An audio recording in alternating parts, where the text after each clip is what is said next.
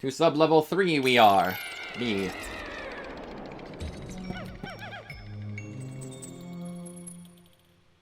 Alright, alright.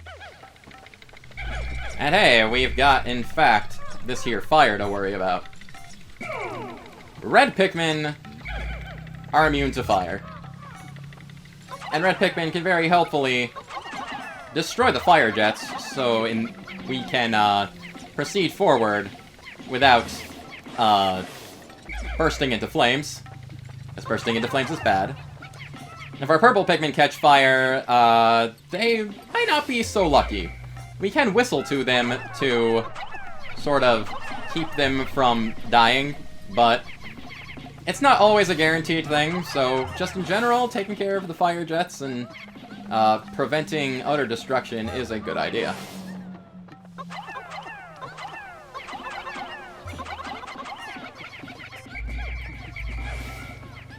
And, well, what do you know, there's treasure here to gather.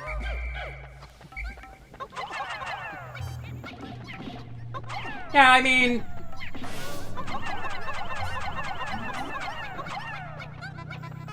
the very beginning of Pikmin 2 was pretty tame, I'd say. We don't need to worry too much about the game really throwing anything at us. Not until, like, later areas do things get a lot trickier. And, for being called the Hole of Beasts, we haven't really encountered too many beasts so far.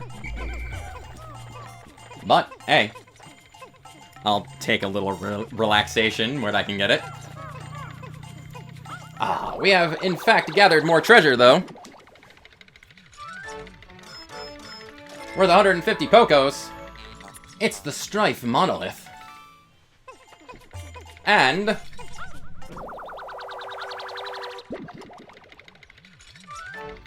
worth, 230 Pokos. It's a Famicom disc. Or the Cosmic Archive. I'm not sure... this is like an actual recreation of a Famicom Disk System game, but I'm not sure which game this actually is. I'm sure I'd be able to look it up somewhere. And we're out of treasure.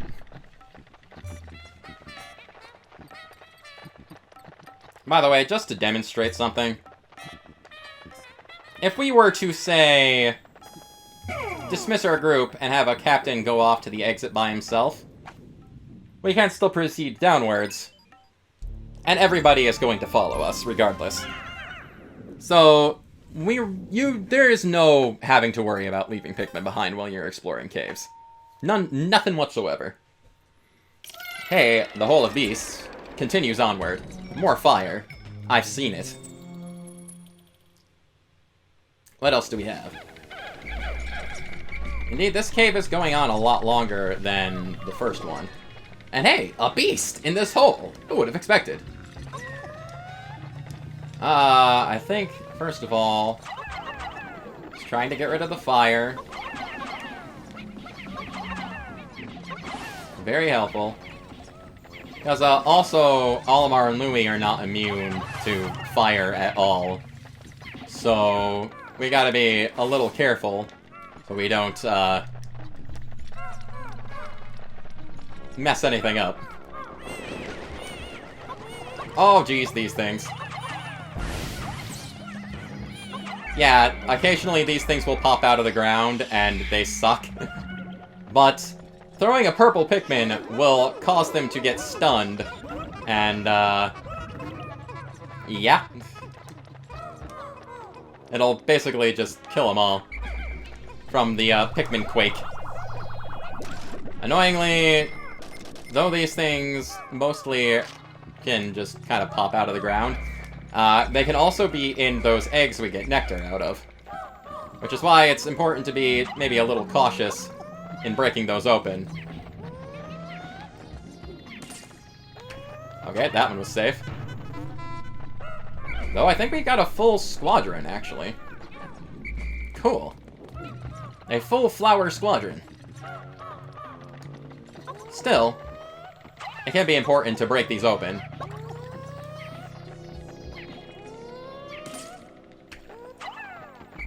Because in addition to finding nectar in the eggs, we can also actually find our sprays.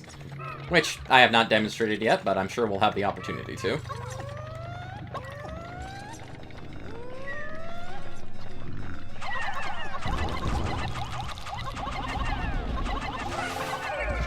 And hey, you had a treasure. Well, this looks familiar, doesn't it? Let's see. And hey, there's another treasure back here and another flower. Having more purples is always very helpful. Only one Pikmin needed to carry that, but whatever. We got a treasure back. What do you know? Worth the 280 Pokos, it's the Dream Architect, and it looks like a ball Game & Watch. I actually have one of these. It's very nice. And more perps. Always handy. Having lots of purple guys around. Purple Pikmin are neat. I like them a lot. And now we have a little more use for all that nectar that got scattered around. And worth 140 Pokos! It's the Luck Wafer. Delicious? Not that kind of wafer. Now we have our indication there's no more treasure. But, we can, in fact, use this nectar to our advantage, because we've got some more purple guys. And apparently some red guys lost their leaves somewhere. I mean, lost their flowers. Which, yeah, can still happen. But, that's all for this floor, it looks like. Away we go! Down, down, further underground.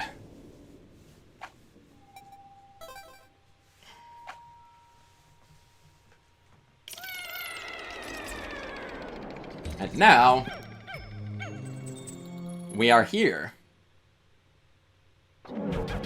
The final floor. Oh dear. And it's time for the first of something that Pikmin 1 was lacking, but Pikmin 2 makes up for in abundance. It's time for a boss fight. This is the Empress Bulblax. And we are going to fight her. We definitely don't want to be too darn close to her, because she is very destructive and likes to roll around and knock things down, and will very easily flatten Pikmin if we're not careful.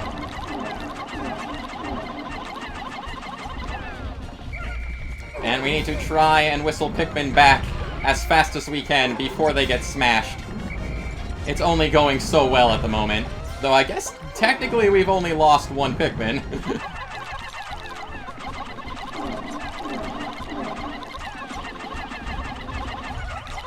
And that is all she wrote on that. That wasn't too bad, but definitely the boss fights get a lot more difficult as things go on. How bizarre. This device is emitting black light. It must have been ingested by that creature. What an absolutely repulsive life form. Our return to Hokotate cannot come soon enough. Well, that appears to be something else of importance. So let's just have our groups gather things up here. First, bring back the Empress. Worth a decent 15 Pokos. And we get ourselves, worth 200 Pokos, the Prototype Detector. The love tester, it looks like. I believe this is in fact a reference to an old Nintendo product, actually. Before the video game making days. This contraption seems to react when it approaches treasure. I will connect it to my radar. Processing complete. The treasure gauge is now fully operational. It will now appear on your monitor. The needle will move right as you approach the treasure. I suppose that's why they want you to come here as soon as possible. Just because it does give us our treasure radar down in the corner here, and it makes it much more easier to locate where the treasure is at. And when it turns gray like that, that's your indication that there's no more treasure. Even though we did have that sound indication beforehand. But that's all for the whole of Beasts, I think. At least, I don't think we left anything behind. Cave complete! Yes, indeed. We got ourselves the Prototype Detector, the Cosmic Archive, the Luck Wafer, Strife Monolith, Stone of Glory, Dream Architect, and 46 Pokos worth of enemies. And surprisingly, we only lost the one Pikmin. I thought a bunch of Pikmin were going to get flattened during that boss fight, but here we are. Another cave complete. Another trip back to the surface.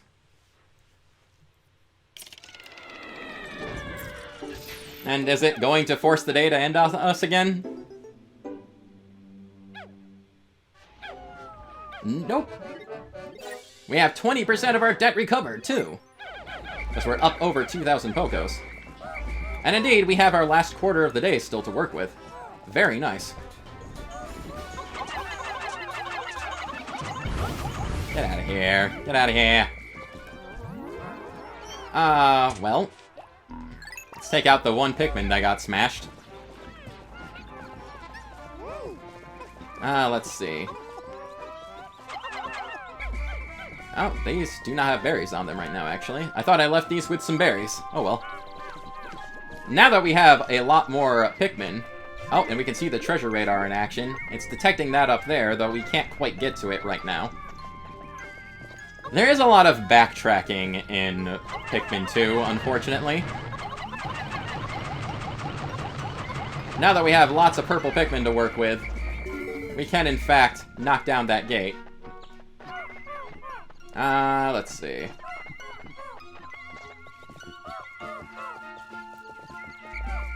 Call these guys back. Get over here. I love the way... Oh, now there's more of these. Whatever. We're starting to run a little low on time, so we might as well just keep kind of exploring around. Let's see. Another one of you.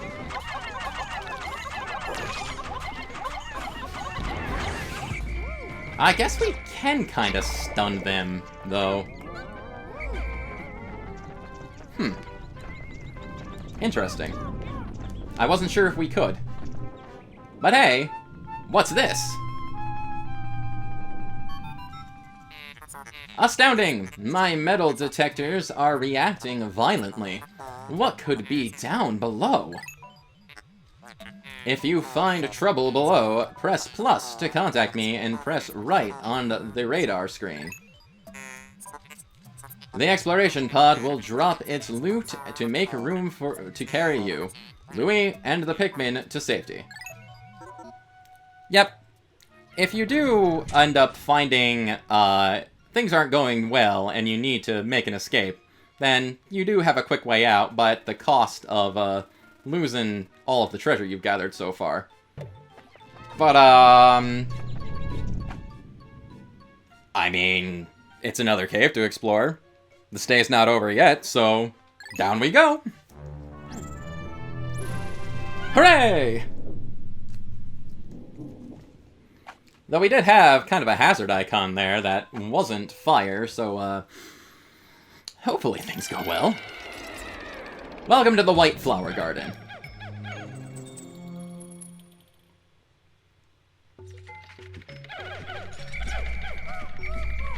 With more treasure to find and more enemies to take care of. Yeah, purple Pikmin just kind of destroy everything, as it turns out. Oh, Get out of here. Even if purple Pikmin don't directly land on something, they can, like, cause a shockwave that stuns things and makes it very easy to just take out enemies. They're absolutely glorious. And I don't think I really recognized that once upon a time. When I first played Pikmin on GameCube, Pikmin 2 on GameCube, rather. Since they are harder to, like, cultivate and get more Pikmin of their type, I always treated the, purple Pikmin, like, little gods that I didn't want to fall into danger. So I don't think I ever really realized their glory, when I first played through the GameCube version of Pikmin. Nowadays, it's pretty common knowledge that purple Pikmin are just absolute annihilators of everything in this game, and it made people rather upset in Pikmin 3 when, with what little use the purple Pikmin received in that game, they were much less helpful than they were in Pikmin 2. But anyway, we've got ourselves another treasure. Kiwi Shoe Polish. Worth 80 Pokos, it's the Alien Billboard. Your can of shoe polish is worth less than a bottle cap. Interesting. That's the only treasure here, apparently. Good enough, I suppose. Let's head out. Down we go! Into the hole that's leading downward into an abyss, honestly. So, yeah. The structure of some of these caves is a bit weird.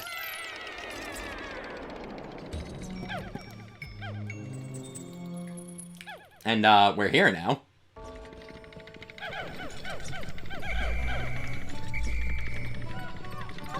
Oh, hello, fiery blowhog. I didn't miss you. Treasure over there. Yeah, we gotta be a little careful with this guy. Just because, red Pikmin are immune to fire, but they're not... Whoops, I'm accidentally throwing purple guys, but you know what? It doesn't matter too much, I guess. Stun lock! Treasure there, okay. Red Pikmin are immune to fire, but they're not immune to being tossed off a cliff, so... trying to carefully take care of blowhogs so Pikmin don't get launched into the abyss is, kind of key, honestly.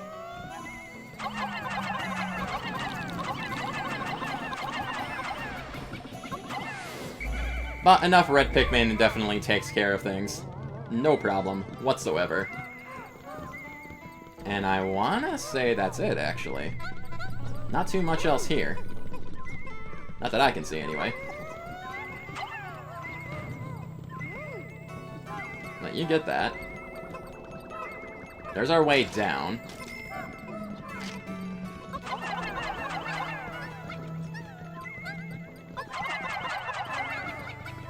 That, get that. Got that guy. Yeah, I think that's about it here.